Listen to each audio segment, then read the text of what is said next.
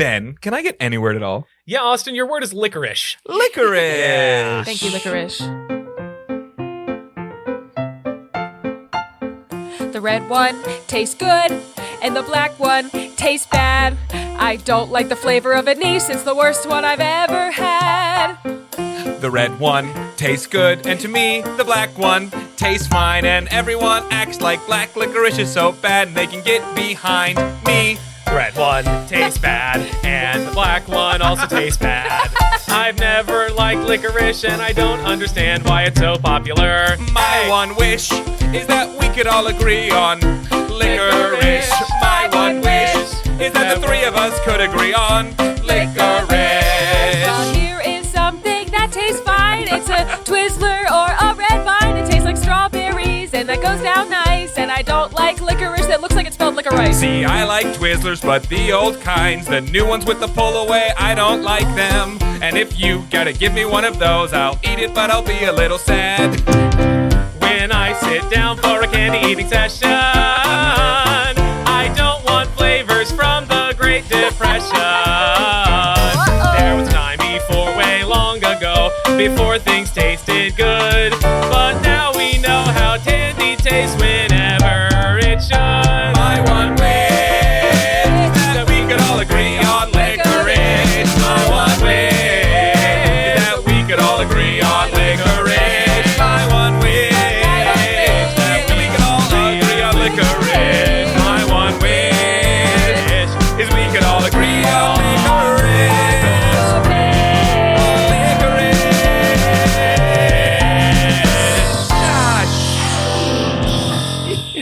That was just everyone's real opinions, I'm pretty sure. Yeah.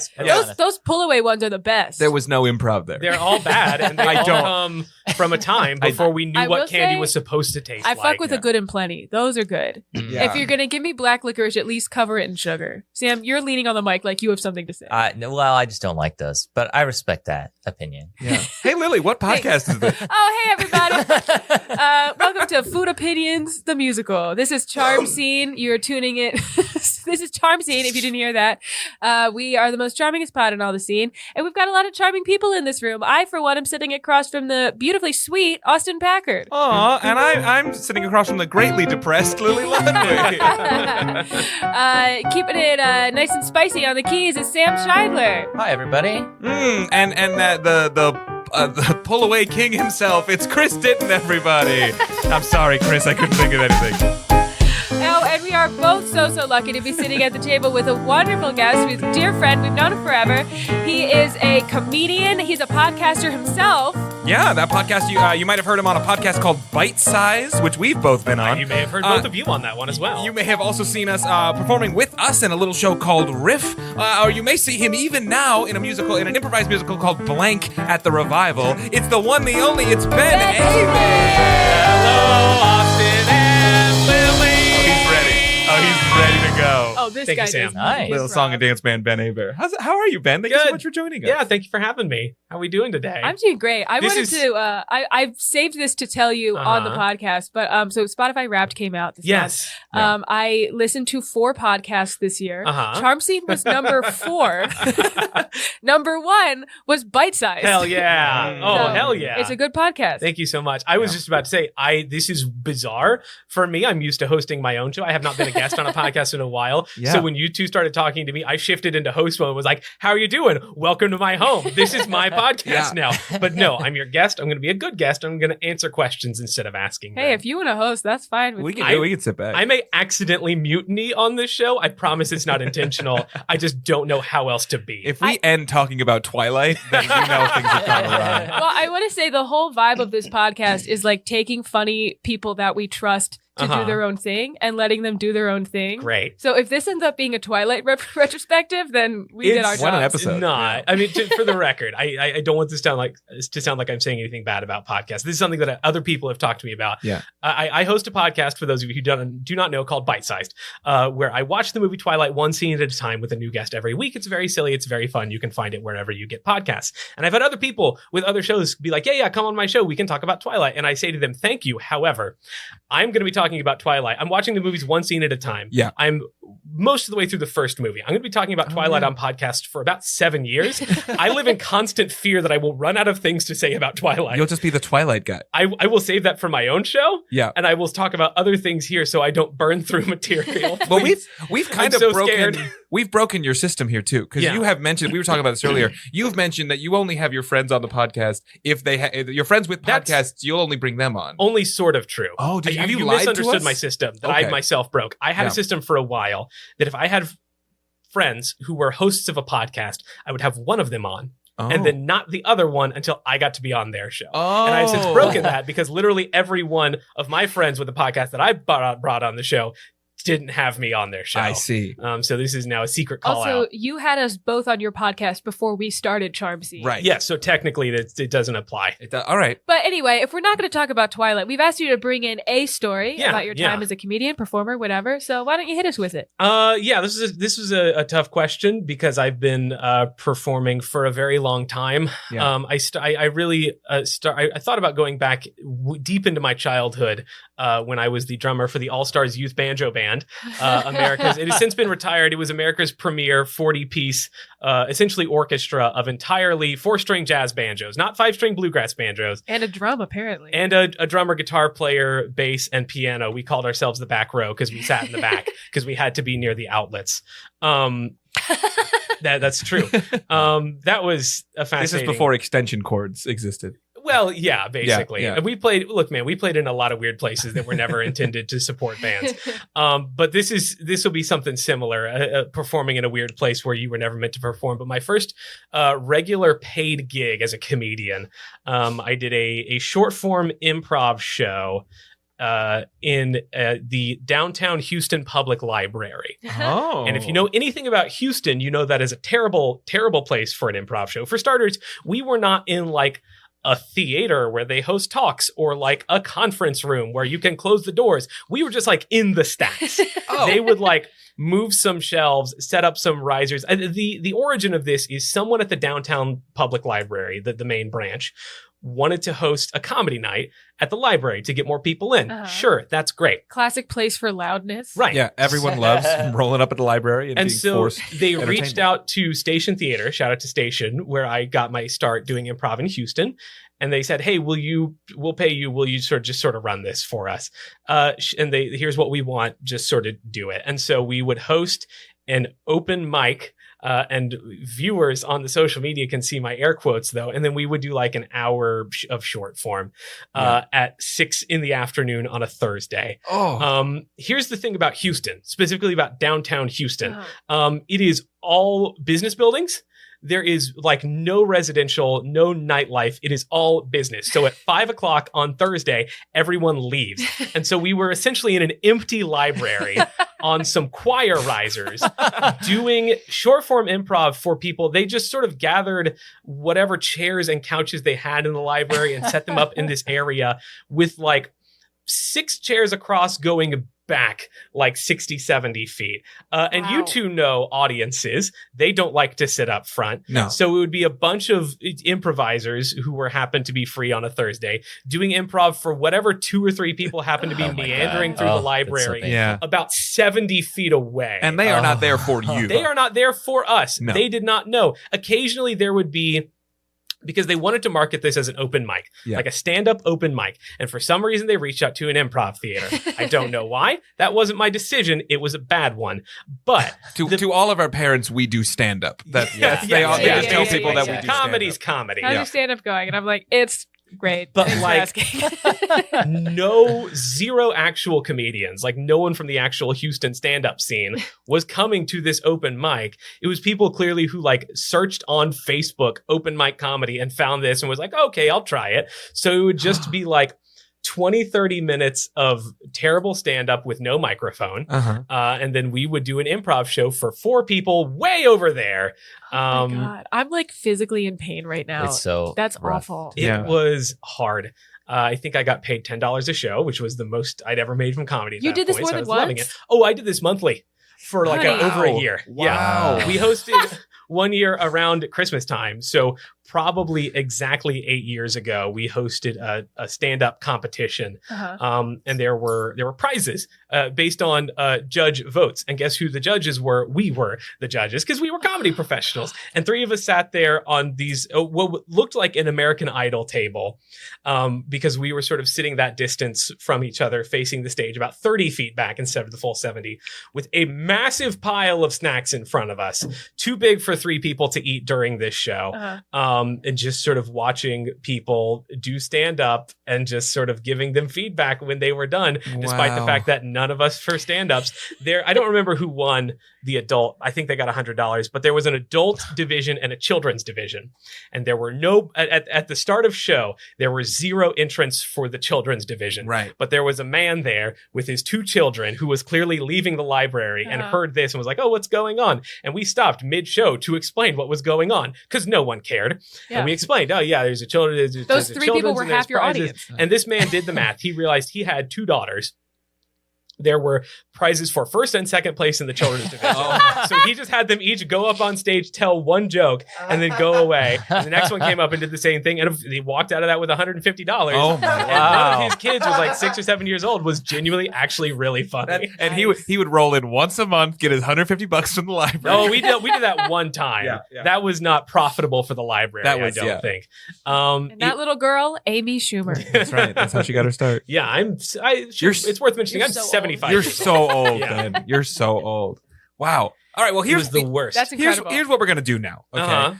So we like to take that story, right, and use it as inspiration for an improvised musical. So we We can like to put it in a big old metaphorical blender. We're going to Uh, take bits of that story, mix it on up, and use it to inspire a fully improvised musical. Now, the bit that I love the idea of doing stuff in a library that should not be done in the library. I think yes, that's yes, so yes. fun. Okay, and we Yeah. talked about this earlier. We have not done a monoscene musical yet. And we were literally, before you got here, we were saying we've never done a monoscene. And Sam was saying how much he loves getting just a location as a suggestion. And I think we should do a whole show set in a library. I was gonna, when you told me you'd never done a monoscene before, I was like, I don't want to force anything, but if we did a monoscene today, I Too think late, this would bitch. be Let's do it. I don't. No, that my point was I don't want to force it, but I'm gonna force it. Yeah. I'm gonna do everything I can to make sure. So let's just do a A monoscene. Let's do monoscene, it. for anyone who doesn't know that term, Oh, Oh, good thank job, you. Sam. is just one scene that doesn't ever change location, right? It all takes place. It is a mono from the Greek meaning one scene. Wow. It's like a long take. What do they call that in a movie where the camera never cuts? A long take. A long take. It's called Sure. long take. Yeah. There's Yeah. another word for it. And we can have A Birdman. This can have episode of Charm different Scene is scenes and directed different by people. Alfonso Cuarón. Yeah. we can have different too. rooms Yes. in the library. We can have different characters who don't interact until the end or whatever. Got to be careful though, because we're verging into pretty flower territory. That's true. Pretty Flower for our parents is a improv form that centers on one scene and then keeps branching out and then going back to the same The thing. base scene, yes. Like, oh, did I ever tell you guys the story of how I got stranded on the side of the road? Do-do-do-do-do-do. And then you do that scene and then you come back. But not this Anyway. time. Not this time. Not this time. All right. Everyone, picture a library. We open on your childhood library. Picture what that looked like in your mind. Picture where the books were and where maybe the beanbag chairs and where story time was. That's where we open on. I'm picturing the Westchester Library in Westchester, Pennsylvania. That's where we open today. There's some kids reading in the corner. There's some librarians walking around. There's maybe some adults chaperoning, but we focus on one person, whoever that may be. And here he is. All my life has been lived in quiet deference. I've spent so many years behind this desk of reference. Dictionaries, encyclopedia. That's what people come for me. Sometimes, maybe one day, I want to see what's out there in the stacks. I want to find the thing that my life lacks. I've learned and read and seen all that I can inside this room. I have to get out. What else can I do? I want to live. I want to live. I've learned and read and seen, but never live. I want to live. I want to live. There's more out there the world has to give. I come to the library to escape. I mean, don't get me wrong, my life is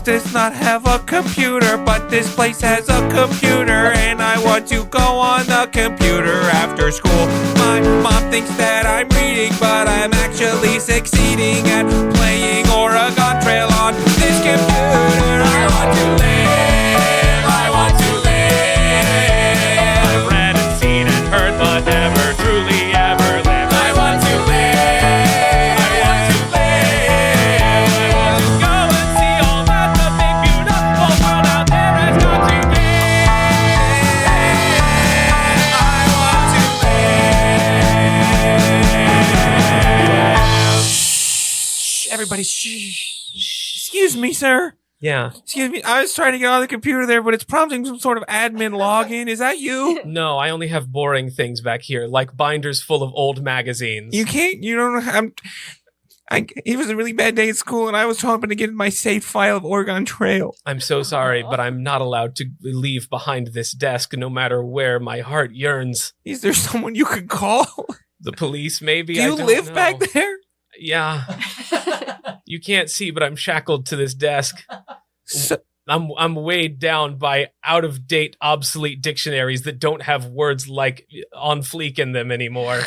Mr. Brenly? That's my name, Mr. Thomas Brenly. Mr. Thomas Brenly. Please call me Tom. Tom, how did you get here? Because I need to know how not to do this. I made a mistake, son. I made a mistake I want you to promise me you'll never make. Okay, sure. I went to graduate school.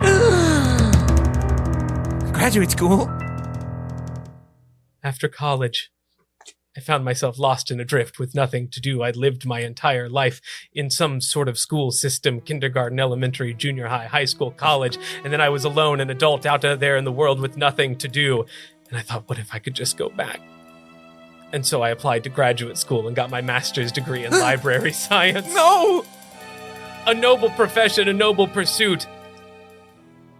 But I found myself unable to escape the grip of the educational institution.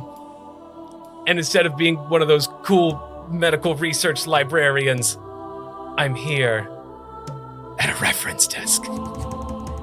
That you can never leave? That I can never leave.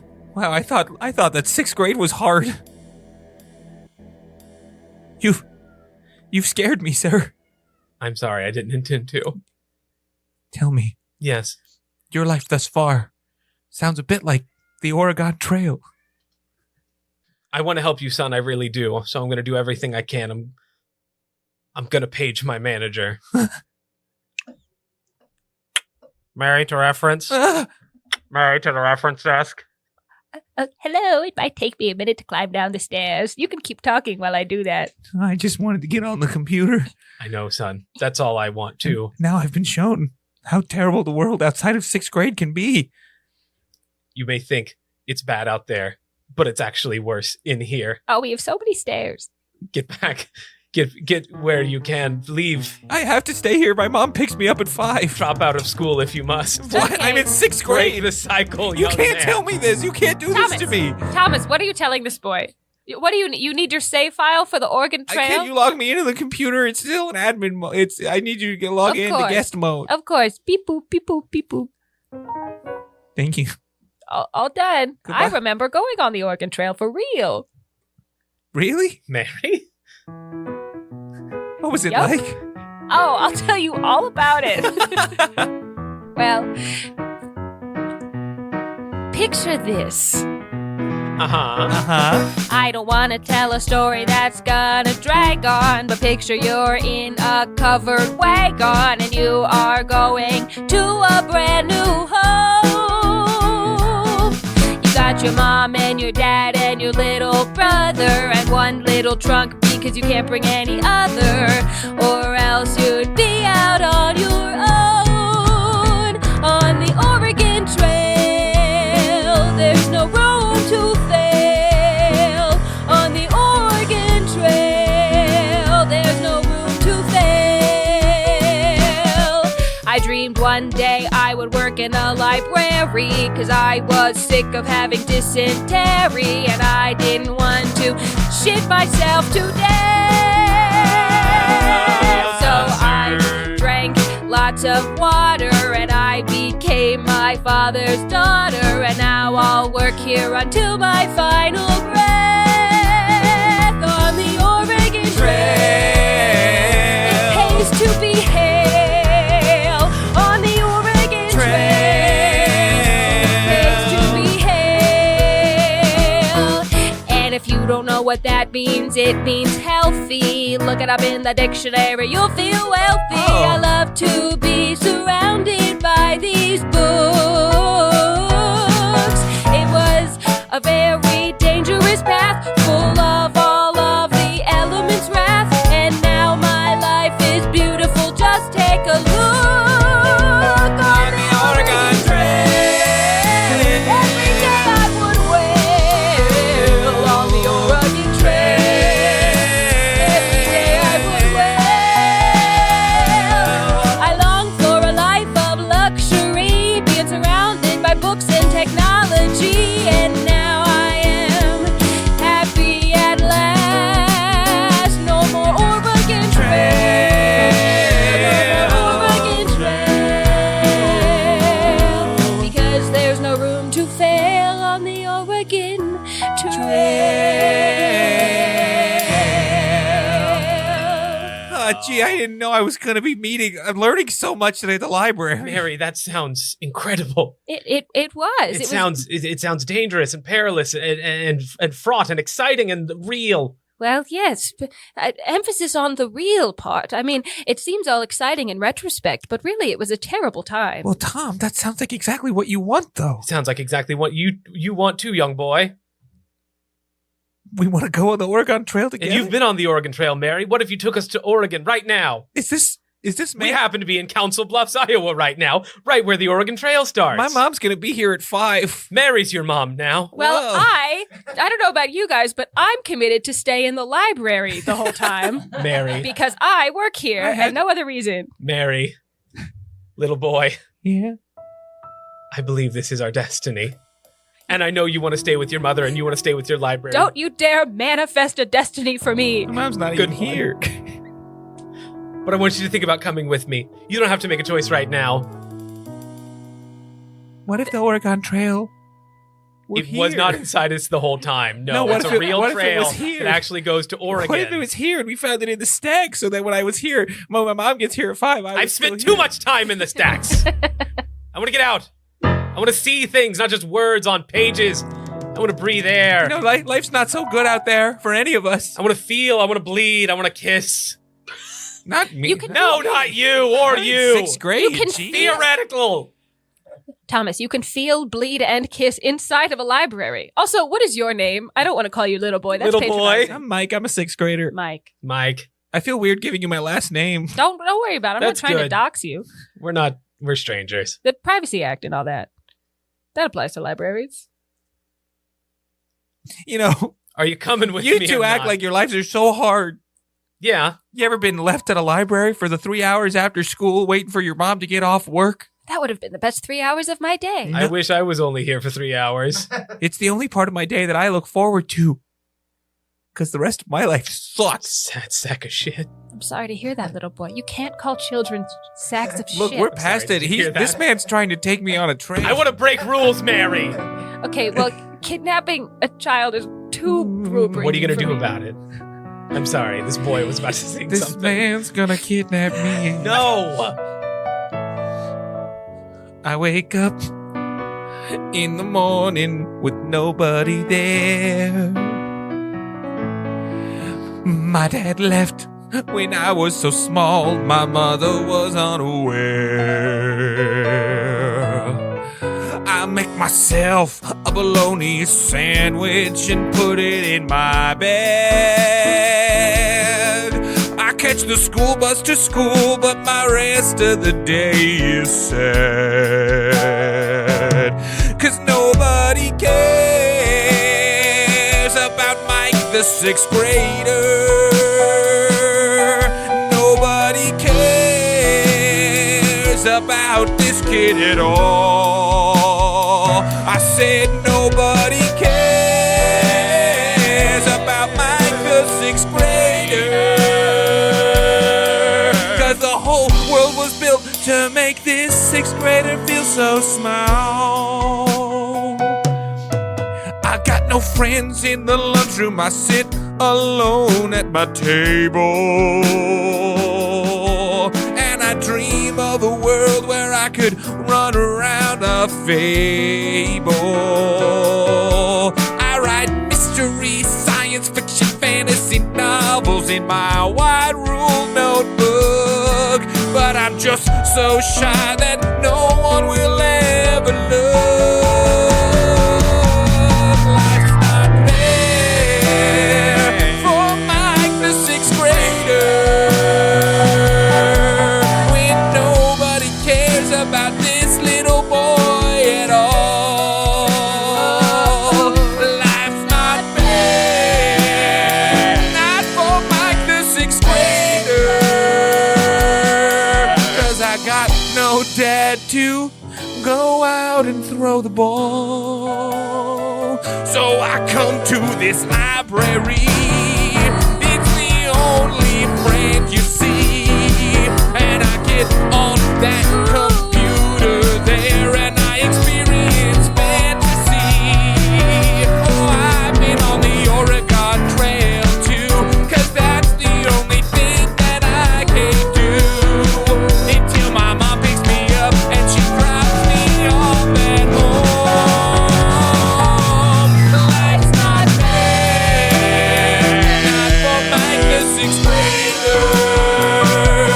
Life's not fair, not for this kid you see. I said life's not fair, not for Mike the sixth grader. 'Cause I got no place to go and no family. So that's it? You're a latchkey kid? So you see why I can't leave? Where would I go? Come with me No, to Oregon. I'm sir. I'm gonna get out of here one way or another. The only way I know how. I'm gonna break every rule I can until you fire me. I'm gonna yell in the library! Hey now. Thomas, please. Quiet down. Sorry, Mr. Murray. That's right. I've been over there reading the periodicals. And I've been hearing way too much out of the three of you. We get it. This library is named after your grandfather. I've had enough of you, Mr. Murray. I've been trying to tell them to keep it down, Mr. Murray. You think when people walk into the Murray Library that they don't know the man they see sitting here? I'm gonna check out a book and never return it. No! I'm gonna run. Stop that right now. Lock the doors. And we watch as Mr. Murray pulls out a switch on his... he presses the button and the door... and it electrocutes... it electrocutes Thomas. Sorry, Mr. Murray. We all thought that button was just going to lock all the doors. Nobody's getting out of this library. It has a lot of functions, that button. It tased Thomas. I pressed the connected to many tase button. I things. meant to press the lock button. Now, I dare not correct Mr. Murray, but you absolutely cannot use a taser in the library. You can open carry a taser, but you cannot use one. The man was going to steal a book, Mary. One book. You know From how my many books go missing? grandfather's library. It's the People's Library, Mr. Murray. It just has your grandfather's name on it because he was a stupid alderman. You take that back. Please don't tase me again. He was the best alderman. And he holds the button up, thumb hovering over the button. Thomas, Mary. if you want to leave the library, then just leave. But don't expect anybody to follow you. I've found my peace in life. I already went on the Oregon Trail for real, and young people love to romanticize history and think, oh, if I was there, it would have been a fun adventure. But it was hard, and it was sad, and people pooped everywhere. I've told you this, Mary. I don't just want to leave. I want to live. I want to feel what it's like to make a bad decision. I want to be self-destructive just a little bit. You already have made a bad decision. I want to make worse decisions. Okay, well, I draw the line at kidnapping an 11-year-old. I'm not going to kidnap the boy. Thank you. If he comes with me willingly, that's one thing. I feel the safest with Mr. Murray. I want to get out of this life that I've made for myself. I'm not just another book to sit up on this shelf.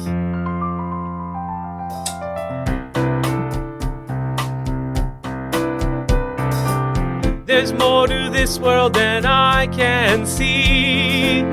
There's more than just this library, so I'm gonna do what it takes to get out there. I'm gonna burn down some bridges, and I just mean that figuratively. Please don't burn down the library. But if that's what it takes, then I will burn down your library literally. Don't burn down the library. I'm a man with nothing left, with nothing to lose. I've got a brain in my head and some feet in my shoes. I'm gonna do whatever it takes to get out there. Please don't burn down the library. If you burn down the library, where will I go? I'll be lost outside in the wind and the snow. If you do it, sir, I will lose my home. And my dad will still forever leave me alone. Well, that's alright and all well, I guess, but I never wanna be here again. No, don't burn the library. I wanna get out there and see what life is like. I wanna live and dance. Please don't burn down the And I'll do what I must to make sure that when I'm gone, you never will once again wanna see my face. So I'm going, I'm leaving, I'm getting out of here. This is the last I've ever seen of this place. I wanna get out. Are you gonna let me out? Or will I have to burn down the Red Murray Library? Oh, Thomas, as we've already said, you are free to retire. No need to burn the library down with some fire. Go blaze your own organ trail, but leave us alone and maybe send us a postcard when you find a new home. Well, Mary, Mary, I've given you my terms. You have till the end of the days. I'm getting out of this here building in one or two ways. You make your decision, it's coming down to the wire. Either you fire me or this place going up fire. I wanna get out. If I have burned my way down, then so be it. That's what I'll do. That's how we'll get out of here. At last, I'll find my freedom out there in the world. It is that and dust and smoke and cinder, and there's nothing left but bones. Bones of the building of course. And we watch as Mr. Murray presses the tase button again and holds it down for a really long time. He falls to the ground and Mary stands over him and says, Thomas, It's a good hurt. Thomas, Fire me or I fire the building, Mary. you're fired. You see, the thing here, Thomas, is that you've used this library as a place to keep all of your excuses for life. This building doesn't hold you. You do. You hear clink clink as if by magic. The shackles and the shot collar fall off simply by the act of being fired. He is released. I can only keep this on employee.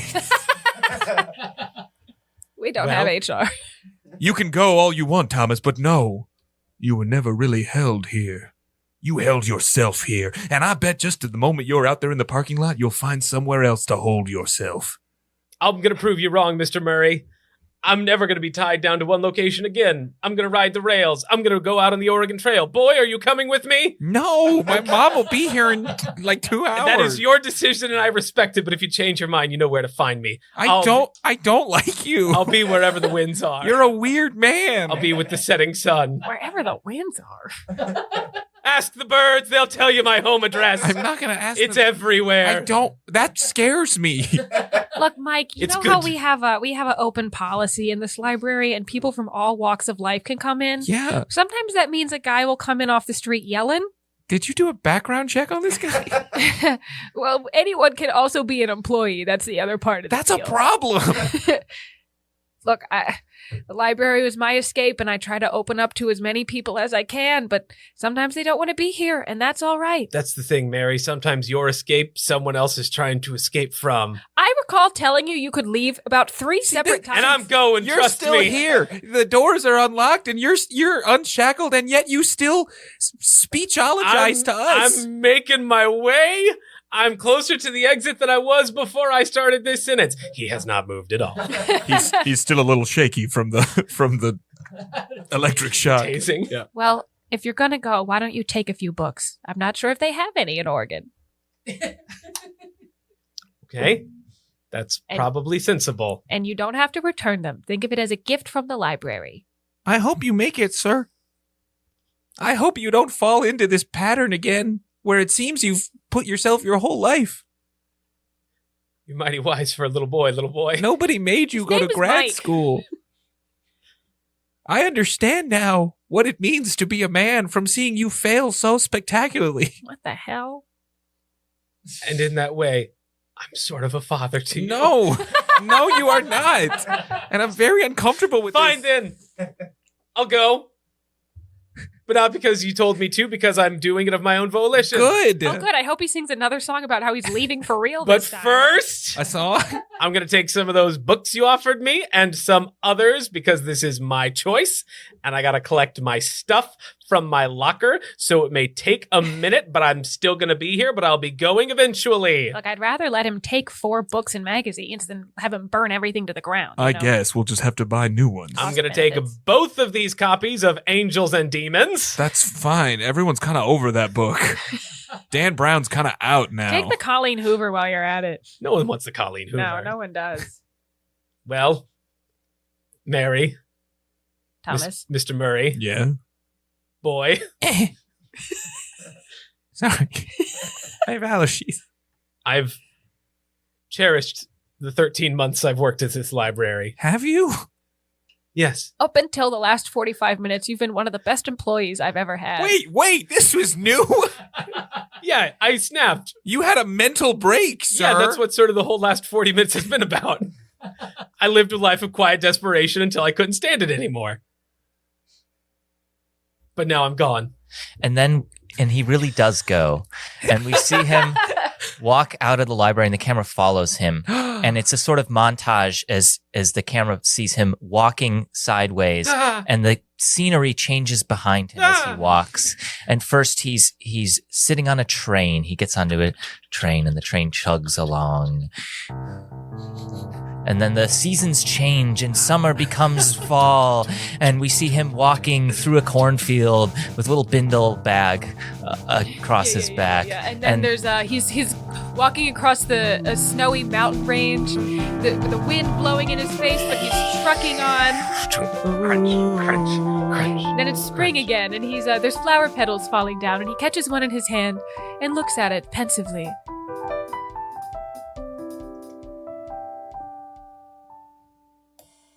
Little rose, where you came from, no one knows. Where you're going, who's to say? Wish that I could go that way, little rose.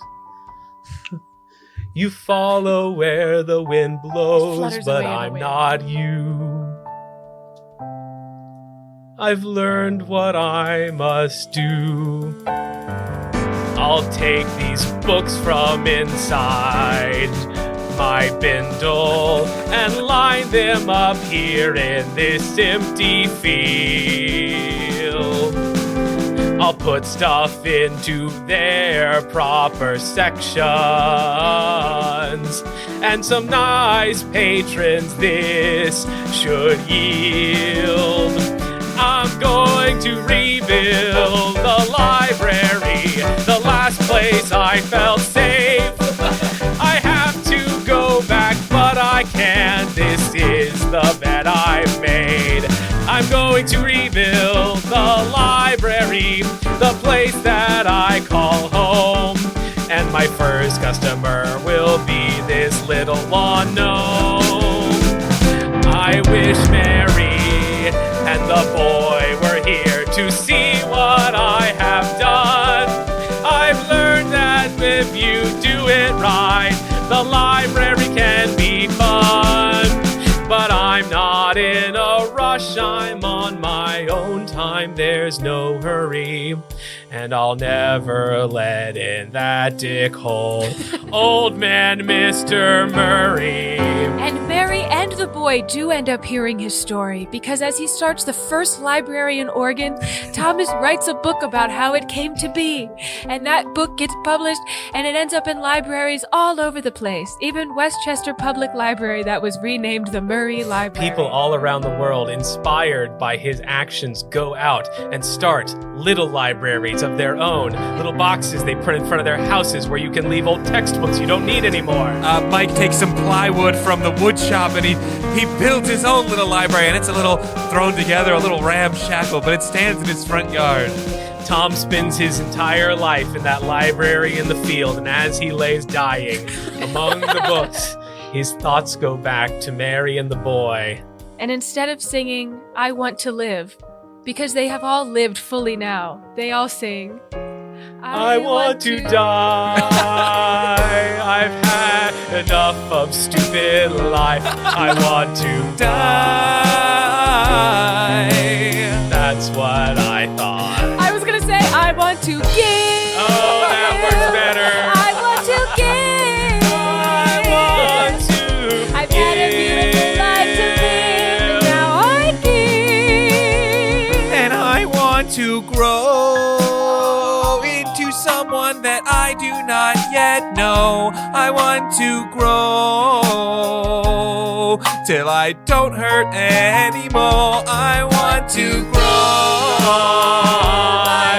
I'm tired. I want to grow. I'm done with all this strife. I want to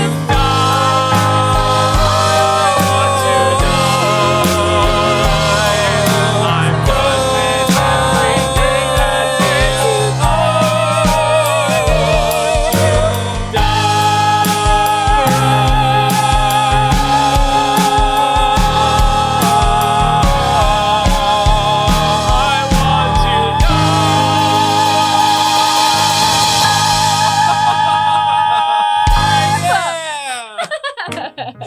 Wow. Oh, that was so cute. Oh, what a fantastic What a time. beautiful story. Mister, I'm gonna force a monoscene and spends the whole show trying to leave. Yeah, Miss and Mr. and Mr. and Mr. Hey, let's do a monoscene. Oh, buddy doesn't want to leave the library. I love Sam having to jump in and be like, "Gang, we gotta do something." We got a Sam Ex Thank God. Machina. Thank Yes, God, Sam man. Ex Machina. Well, okay. So now that we've Yeah. reached Uh-huh. sort of the end of this mono-ish journey. Yeah. See, we here at Charm Scene, we like to identify the most charming character and give them a little something more, or at least a character you want to hear more from. Now, we did not have many characters No. in this There show. was Thomas, Well- there was Mike, there was Mary, this was Mr. Murray, Here's and the there thing. was a gnome at the end. Yeah. Well, yeah, there was a gnome. I did not have time to develop this, Yes, but yes. at some point But in my you might travels, have I time stole now. a gnome, Yeah. and I put him in the library. So Ben, we throw it to you Oh, okay. to choose which character that you think deserves a little extra moment, a little solo, a little extra scene, something. We got a nice very wrap-up button at the end. We learned that Mary wants to give, that the boy wants to grow, and that His Tom name is Mike. wants to die. But we never heard what Mr. Murray wants to do. Right. What is his want? What is his give or grow or die? Oh. That's the only other character in this show, buddy. I want to taste. We can hear from. I honestly forgot about Mr. Murray a little bit. We can hear from Mr. Murray. Yeah. Yeah. What does he really want? He's a generational library man. He said it was his His grandfather's grandfather library. was named after Alderman Murray. Yeah. and or the he's only library is. continued in the footsteps. But Yeah. what does he really want deep down? All right. I want to go back to the library. The lights are dimmed. The place is closed. And the only man there is, well, it's Mr. Murray. And he's thinking to himself, walking, They let him hang out there after the library. running his fingers. Listen, when your grandfather's name is on the building, you pretty much do whatever you want. And he's running his fingers up and down the spines of the books, and he's thinking to himself about what legacy he's left and what he wants to do with the rest of his short time on this earth. And he thinks to himself, I've had enough of my time here, feeling the pull of gravity keep me down. I don't want to just leave this library or this area, this county, this town. I want to go and colonize the moon and name the moon after me. Murray Moon. I want to go and colonize the moon. Murray Moon. So in the night sky, it's all that they see. I want to see if there are little men up there and put chalk collars around their necks again. I'll use them all as an army. And if they're lucky, my friends, I want to go and colonize the moon. Murray Moon. And name that moon after me. Murray Moon. I want to go and colonize the moon. Murray Moon. And build up some advanced weaponry. I want to look down on this little blue place, and I want them to know my name. I want to use my power to take over everything and live my life as one big war game. I want the moon, Murray Moon. I want the moon to name it after me. I want the moon. And in that crater, I can die happily. Who's the man in the moon? It's me. Who's the man in the It's moon? me. Who is that man? It's me. It's Murray. It's all that me. And then he promptly dies immediately in the library, right there on the sectional. Oh, what a treat for Mary to find tomorrow. That's right. Friends, we did it. We have reached the end of our trip. Let's throw it to the amazingly stellar, it's Lily Ludwig sitting across from me. I Want to Colonize the Moon is the most Austin improv thing ever. It's Austin Packard. I wish I could say I hadn't done it before. Really? I've done it before. And playing those sweet, sweet melodies. It's his fingies dancing on the keys. It's the amazing Sam Scheidler. And taking us to school on the drums, it's Chris Ditton. Incredible, but we could not have done this mono-ish scene today without our dear, dear friend. It's the amazing, incredible Ben Hebert. Thank you so much, Ben. Thank you for joining Ben, us. if people want to know more about you, see what they're doing, what you're doing, where should they follow you? You can follow me on social media, specifically on Instagram. It's really the only one I have personally, at benhebert.com. That's at BenHebertDotCom. I haven't posted there in over a year. So instead, Wow, maybe but you follow. spell it so well. I just have to spell my last name a lot. Sam Scheidler has known me for a while and still doesn't know how to say it, apparently. I know. I The just H is silent, Sam. Classic Ben Hebert. No, he called me Hebert during a warm-up. Yeah. I don't care for that. but one I bit. flagged that, immediately yeah. corrected No, myself. I understand. I forgive you. and where can they follow Bite Size? You can, I was about to say, if you Yeah. want to follow me on social media where I actually post with any regularity, you can follow at bitesizedpod_ on Instagram, TikTok, and YouTube, where you can hear clips from my show, Bite Sized. You can maybe find episodes with Austin or Lily on That's them. true. All that I'm on information more available at episode number twilightpodcast.com. 6 and episode number 36. And Austin's on And I'm- episode I think 20. 21. Am I? I was like, I'm somewhere in between 20 those two. something. I think Yeah. it's Yeah. 21. And I've heard it's the best episode. And That's I've what people have also said. That's what people have heard said. from my That's own what I've mouth said. that I want to have. I've never had two guests on one show before, but that's Ooh. something I want to try at some point. And so I'm officially going to extend this invitation to you at some point in the near future. You're going to be my first two guest Oh, we would be episode insufferable. Wow. with Charm Scene, but we can get into the Can we nitty-gritty get of Sam that. too? Or a and package then we deal. need Chris in the room, but he just kind of sits in the A corner special and shouts musical out. episode of Bite Size. Yeah, can we just make up a musical? We can talk about this off the air. Hooray! No, we're going to solve this now, and you will promise us this. TwilightPodcast.com. Well, Yes. Ben, thank you so much for joining us. We hope we get to do, we've done a show called Riff together. We love live shows, and we really love supporting live shows. So make sure that you follow Ben. Go see him live if you can. Blake or the listen to Musical his at the podcast. Revival every Friday and Saturday night. Yes, Incredible. we are coming in a couple of weeks to come see Blank. So Awesome. if you're listening to this, come and join us. Come I sit think with us. Assuming by this the comes time out, by the time this releases, we will have seen it. Oh, great. Well, So, it was great. listeners, go back in time. Go check that out and go see a live show wherever you are. If you're in Chicago, if you're outside of Chicago, If you're on the guarantee you- moon. if you're on the moon, there could be live shows up there with little men up there. I believe it. So go watch their improv show and keep checking it back right here at Charm Scene. We got new episodes every single Tuesday, so please do come back, tell your friends, and spread the good word. You can Charm follow us Scene. on Instagram at CharmScenePod. Yeah. No underscore, because we got our name first. That's right. And if you're listening to us right now, that means you found us. So good Hooray. job. Hey. But until next time, You just got charmed. you just got charmed. Got charm. Charm scene.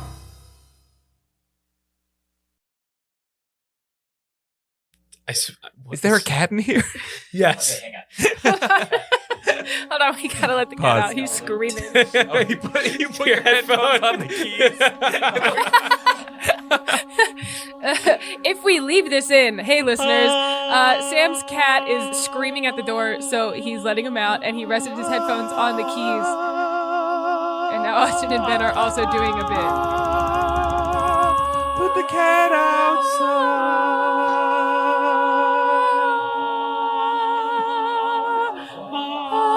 It's Brenly, right? That was your name? Thomas Bram- Bradley. Thomas. That was Bramley with an M, but Oh, I'm it not could sure. Because if I take my headphones off, It'll ruin it.